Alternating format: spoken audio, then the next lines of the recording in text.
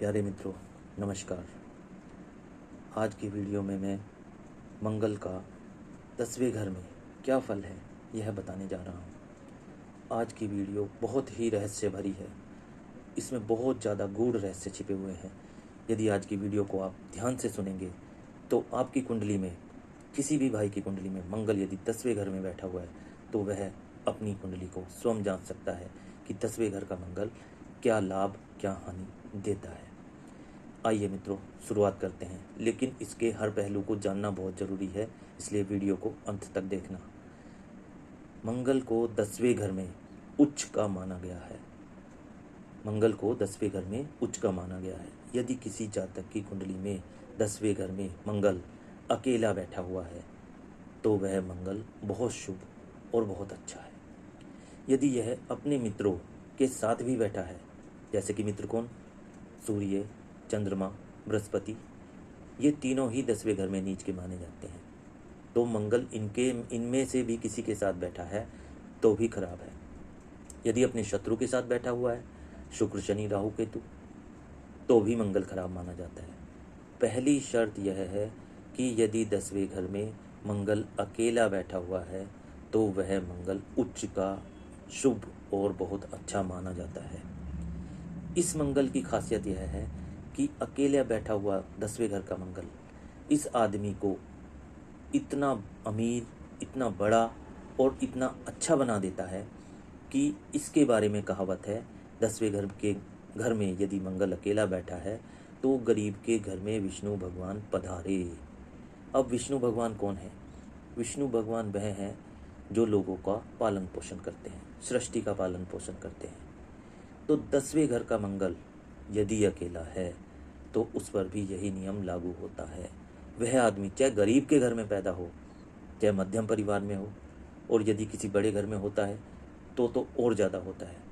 गरीब घर का भी आदमी अपनी मेहनत, बल, बुद्धि के द्वारा बड़ा होकर एक अच्छा बिजनेसमैन, अमीर आदमी ऐसा बनता है जो लोगों को अपने यहाँ नौकरी पर रखता है, उनको काम देता है, उनके पालन पोषण की व्यवस्था करता है। इसीलिए उसको कहा जाता है कि गरीब के घर विष्णु भगवान पधारे। अर्थात 10वें घर में यदि मंगल अकेला है तो वह उच्च श्रेणी का है और लोगों को पालने वाला है। आपने YouTube पे अक्सर एक टाइटल देखा होगा कि ज़्यादा मेहनत करने वाले लोग कभी अमीर नहीं बन सकते, या जो लोग ज़्यादा मेहनत करते हैं वो कभी अमीर नहीं बन सकते। बात एक ही है, ये बिल्कुल सही बात है, क्योंकि इसमें 10वें घर के मंगल का बहुत बड़ा रोल है। जैसे 10वें घर का मंगल अगर गरीब के घर में भी पैदा हुआ बच्चा है और 10वें घर में उसका मंगल है अकेला, पहली शर्त है ये। अभी बाद में एक शर्त, दो शर्त और आएंगी, उनका ध्यान बहुत रखना जरूरी है। यदि उन पर ध्यान नहीं गया तो फिर ये पूर्णतया सत्य नहीं होगा। अंत में मैं इसके उपाय भी बताऊंगा यदि मंगल अकेला बैठा है और उसका पूर्ण लाभ नहीं मिल रहा है।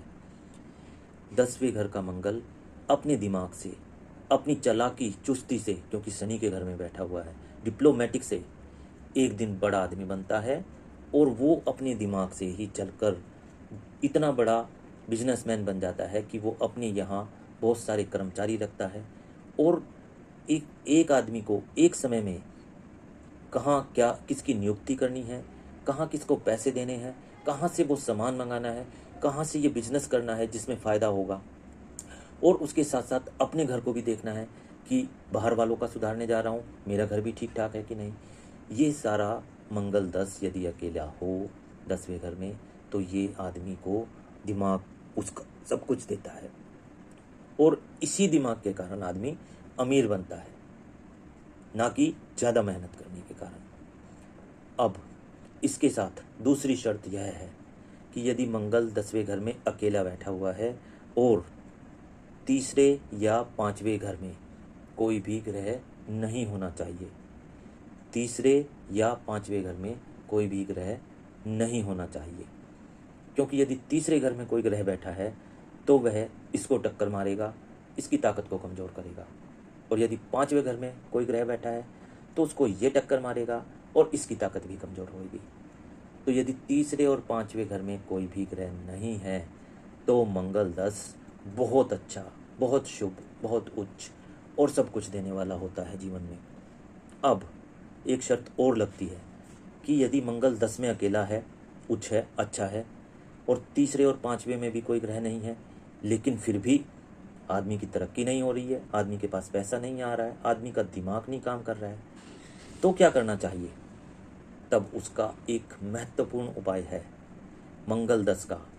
यदि तीसरे और पांचवें घर में भी कोई ग्रह नहीं है और मंगल 10 में अकेला बैठा हुआ है, तो हिरणों के पार्क में जाकर हिरणों को चारा डाले, क्योंकि हिरन सरकार पालने तो देती नहीं है।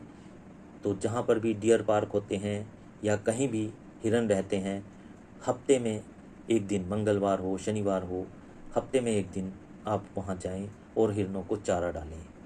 ये काम करते ही ऑटोमेटिकली आपके शरीर में एक एनर्जी स्टार्ट हो जाएगी।